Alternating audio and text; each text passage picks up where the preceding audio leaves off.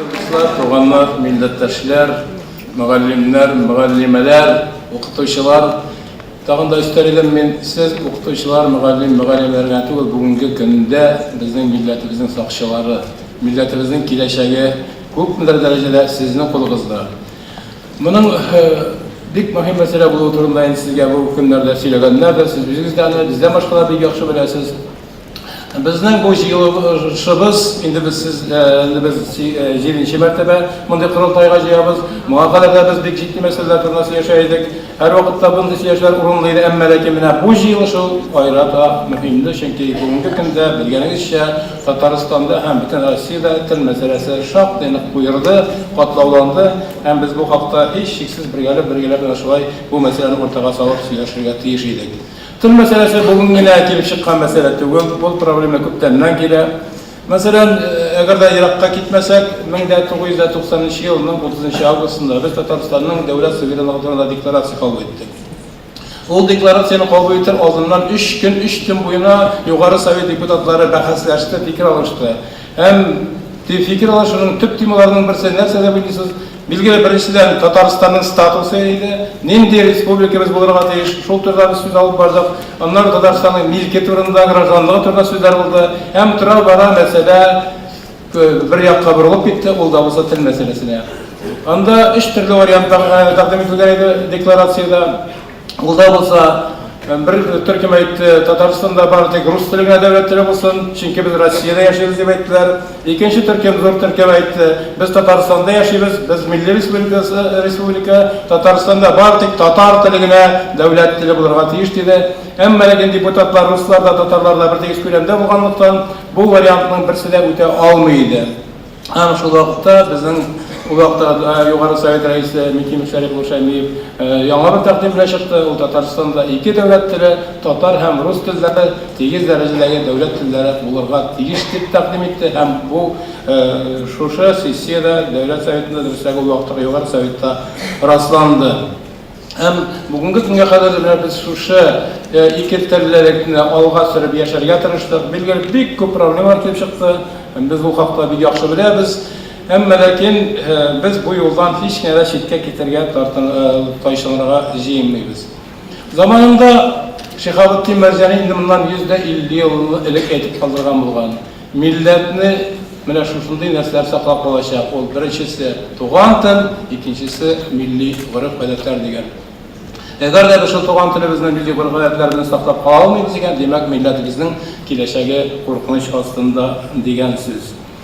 Инде бүгенге көндә без әйткәнемчә телләр турында законны гамәлгә ашыру белән дәүләт совет депутаты буларак сөйлим, эшләр алып барабыз. Татарстанда телләр турындагы закон 1992 елның июлендә кабул ителде.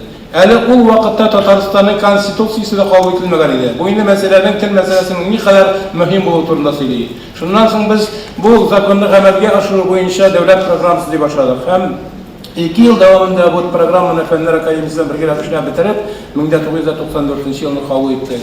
Буның өчен бик авыр булды һәм узак булды, чөнки Россиядә әле моның үрнәге мисалы юк иде. Һәм шуннан соң без 3 мәртәбә дәүләт программасы кабул иттек һәм бүгенге көндә шушы программаларны гамәлгә ашыру белән шөгыльләнәбез. Bir büyük galim әйткән Ушинский инде аны бик яхшы беләсез, мәгариф өлкәсендә бик зур хезмәтләр куйган кеше.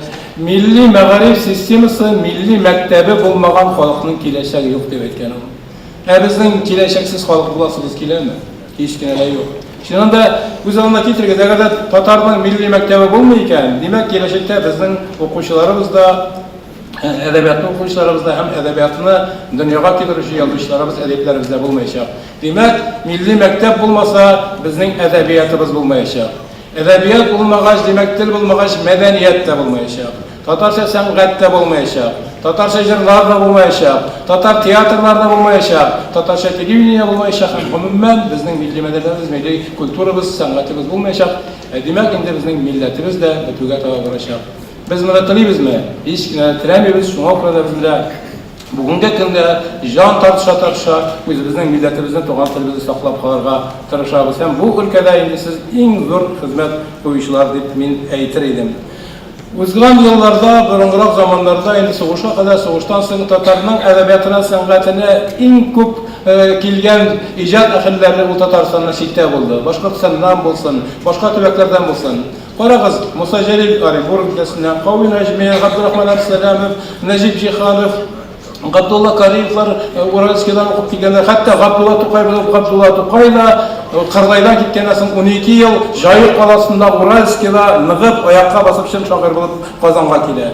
Димәк, әгәр дә без киләчәктә үзебезнең Татарстаннан читтәге мәктәпләребезне югалтсак, димәк безнең әдәбиятыбызның да, сәнгатебезнең дә чишмәсе бик нык сайгачак. Шуңа күрә сезгә безнең теләгебез дә һәм таянычыбыз да бик тә зур. Инде буларда да беләсез, ни өчен бу соңгы елларда, соңгы арада бу мәсьәлә бик нык куелып китте, чөнки Россия Дәүләт Думасына Россиянең мәгариф турындагы законына үзгәрешләр хакындагы закон проекты кирде. Biz bu закон проекты турында Дәүләт Советында инде уртага салып сөйләштек. Бәлки беләсезләр, ишеткәнсезләр, без инде әле рәсми рәвештә кергәнчегә кадәр үк Татарстан Дәүләт Советыннан бу законны кабул итү һич кенә дә ярамый дип Россия Дәүләт Думасына мөрәҗәгатебезне җибәрдек. Инде бу закон проекты безгә рәсми рәвештә килгәннән соң без тагын бер тапкыр җыелып, бу закон проектына сүз алып бардык һәм бу закон проектын хупламаска дигән карар чыгарып, шулай Дәүләт Думасына җибәрдек. Ни өчен хупламыйбыз? Чөнки әгәр дә бу закон проекты бу вариантта кабул ителгән булса, безнең милли телләребезнең, туган телләребезнең киләчәге бик тә өметсез булырга тиеш иде. Biz инде әйтеп үттеләр, безнең республикадан түгел, бик күп чит төбәкләрдән дә, башка республикадан да бу хакта мөрәҗәгатлар килде. Һәм нәтиҗәдә менә бик зур рәхмәт Петров әфәндигә, алар бу закон проектына үзгәрешләр кертергә җыеналар. Әмма ләкин безнең берүбезчә әле алар керткән үзгәрешләр дә безне тулаем канәгатьләндерә алмый. Бигрәк тә дәүләт телләре мәсьәләсендә. Россиядә 22 республика бар, һәр республикада ким дигәндә 2 дәүләт теле, кайберләрендә хәтта 14 дәүләт теле. Туган телне ата-ана сайлап алу һәм ул мәҗбүри булачак дигән соңгы фикерләр белән без күп дәрәҗәдә килешәбез. Әмма ләкин дәүләт телен ата-ана сайлап ала алмый. Чөнки ул бер халыкның гына, бер милләтнең түгел.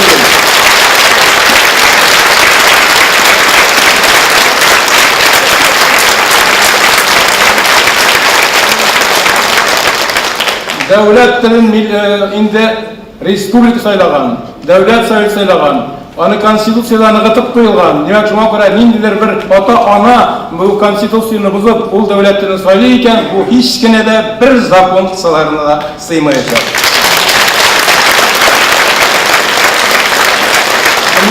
Biz рус телен, Россиянең дәүләт телен, бөек рус телен хөрмәт итәбез. Татарстанда рус телен белмәгән кеше юк. Бердәм дәүләт имтиханнары нәтиҗәләре буенча Татарстан бөтен Россиядә иң алдынгы урыннарда бара.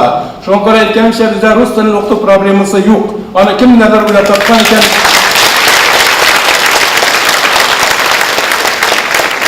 Бу инде аларның намусында. Менә дәүләт, гомум дәүләт теле булу өстенә рус телен ана теле буларак та укыту, бер яктан караганда без аны хуплыйбыз, рус теле укытылырга тиеш. Әмма ләкин һәр нәрсәнең чамасы булырга тиеш. Яхшы якка да яман.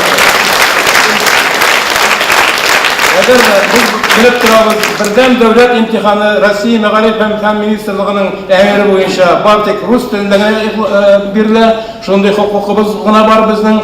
Әгәр дә рус телен без ана теле буларак игълан итәбез икән, күпчелек ата-аналар безнең балабыз бердәм дәүләт имтихан яхшырак тапшырсын дип, үзенең туган телен рус теле дип игълан итәргә мөмкиннәр. Бу хакта озак сөйләшеп булыр иде, әмма ләкин мин шушы урында туктыйм, сүзем озынга китмәсен. Соңгы вакытта без районнарда, Татарстан районнарында, башка төбәкләрдә дә бик еш булабыз. Шунда миңа еш кына ата-аналар сорау бирәләр, кайбер ата-аналар. Менә татар мәктәбендә укып кем булып була инде? Татар мәктәбе, татар теле кемгә кирәк ул? Һәм башкалар шундый фикерләрдә ишетелә хәтта. Мин аларга уйлап тордым да булай дип җавап бирдем. Татар мәктәбендә укып, бүгенге көндә Татарстанның президенты булып була. Безнең birinci prezidentimiz Mülkünür Şerif Olaşaymiyev Aktanış rayonunun Puşu mektebinde Şipşi Tatar avlunda, Şipşi Tatar mektebinde okup bütün Rossiyaga tanılgan Rossiya Giroyu hem Tatarstan'ın birinci prezidenti oldu. Şuna göre bunda hiç kimse de miskinlerge үзебезнең дәрәҗәбезне үзебез бетерергә һич кемдә ярамый. Монда инде озакка килеп сөйләп булды, гаилә һәм мәктәп турында, гаиләдә өйрәнергә тиешен бала туган телне мәктәптә белеп, барысы да кирәк, аны аерып карарга ярамый. Biz иң мөһиме, biz бөтен татар халкы, бөтен милләттәшләребез бер гаилә булып яшәргә тиеш. Гаиләсе дә, мәктәбе дә, җитәкчелеге дә, бөтен Россиядагы татарлар бер гаилә булып яшәгәндә генә без үзебезнең фикеребезне дөньяга җиткерә алачакбыз. Моннан исән вакытта Шәңгүз Айтматов белән без бик еш аралаша идек. Бишкәктә очрашкан вакытта мин аңа сорау бирдем. Шәңгүз Серекулович, мен әйтәм, менә телләр бетә дип әйтәләр, киләчәктә кыргыз теле һәм татар теле озак яшәрме, аның күпме гомере калган икән дигәч, ул уяктырды да болай диде. Разил, бу дөньяда үз акылындагы кеше бер кайчакта үзе теләп бу дөньядан китми. Халыклар, милләтләр синең, минең шикелле кешеләрдән тора. Шуңа күрә бер генә милләт тә үзе теләп бу дөньядан китәргә җыенмый. Шуңа күрә татар халкы да һич кенә үзе теләп бу дөньядан китәргә җыенмый. Рафис Хәкимов улы мине шагыйрь дип әйтте. Шуңа күрә чыгышымны бер 4 еллык кына шигырь белән тәмамлыйм. Бу мин заманында туган телдә дәрс итәмгә дигән җыр язган шуның 4 елы. Туган телдә җырлый чишмә, туган телдә җырлый таулар, туган телдә дәрсәм генә, туган җирем мине аңлар. Туган телдә дәрсәм генә, туган халкым мине аңлар.